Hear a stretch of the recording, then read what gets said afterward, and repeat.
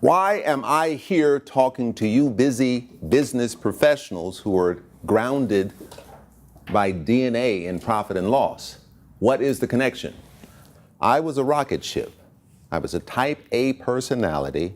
I was on fire. So my message to you is, how can you not be the rocket ship, but be the satellite? Because it's every day, it's every week, it's every quarter. Can you consistently deliver? Okay, so our message is, how can you be better every day? When I was a branch bank manager with Citibank, had you walked into my branch and sat out in my lobby and said, we're here to talk to the branch manager about wellness, what would I have said? Get out of here, right? We don't need no stinking wellness. Well, I'm here to contend, to submit that wellness is not fluff. And by the way, what is wellness? How would you describe it? The accepted definition of wellness is an alignment between the mind, body, and spirit. How can I use wellness to be more productive? When I talk to companies about, I can make your company more profitable by making your employees more productive. What if wellness, every dollar spent on wellness, could save a company $3.27. So if I'm a $100 million company and I throw $1 million at wellness, right, where we address some of this stuff in the corporate level, I could save my company $3.27 million. But presenteeism is when people show up and don't deliver. And normally this is connected to wellness that causes that person to not be the person that was hired. Spiritual allows you to have perspective. If you have a religion, great. If you are an atheist, go to the beach periodically and watch the waves. Go to the forest and look at a 300-year-old redwood tree. Then the next piece, it takes energy to be successful, right? You have to establish the habits in yourself that keep you healthy. But on top of that, we're humans. And we tend to do things that feel good. The feeling should come from the process.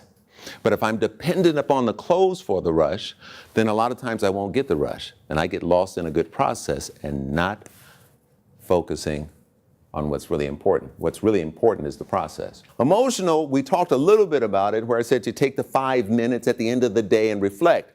But it's so much deeper than that. This has to do with teamwork, attitude, and also stress and change management. That's relationship stuff. And since we're all connected to other people, because that then allows us to walk down the halls of this building and not look at a person with an attitude. You, as a professional, part of what you have to do is stay on top of your industry. And by staying on top of your industry, it keeps you relevant, right? If you're a toll taker on the bridge and you're watching, and there's one fast track lane, oh, now there's 2 fast track lanes, right? At some point, there won't be toll takers. I'm sorry that they lost their jobs, but I hope most of them were intelligent and aware enough to watch what was happening and began to retool to become something else. And what we're talking about is things that actually make you be better. Know that it's all important, but we're talking about the professional key. Know that all are important for a consistently productive and balanced performer. What you want to be is the satellite, not the rocket. Because where is the rocket in this video? It fell back to Earth. The satellite is the goal. A person who reaches the level and consistently moves to the next level, not the rocket that got the person there. Be open. There are people, there are experiences, there's stuff out there. Don't shut people off. You never know when the next idea comes. Listen for it. It's there. By being in a like-minded community, by having a mentor, by developing the key habits, you are harnessing the powers of the universe to achieve your goals. And there's nothing more powerful than that. So we'll end on this note. Use each other. There's an African proverb that says, if you want to go fast, go alone. But if you want to go far, go with others. Thank you.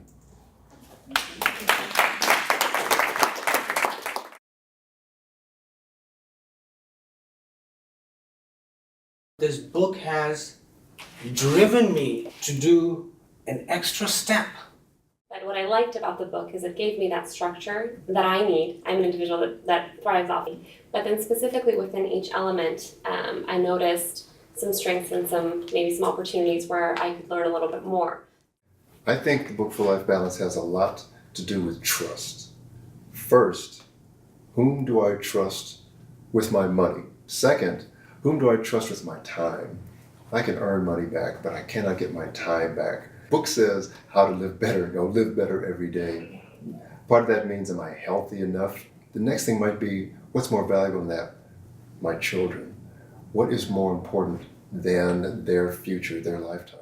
There are two keys from the book that stood out for me. The physical and the spiritual. That the exercise isn't enough, you have to live healthy, eat healthy, share healthy experiences with other people. And that led into the spiritual key, which I realize I have been doing for much of my life too. I feel, as has been articulated in the book, focused on the same type of thing, which is spiritual health, doing good for others, the golden rule.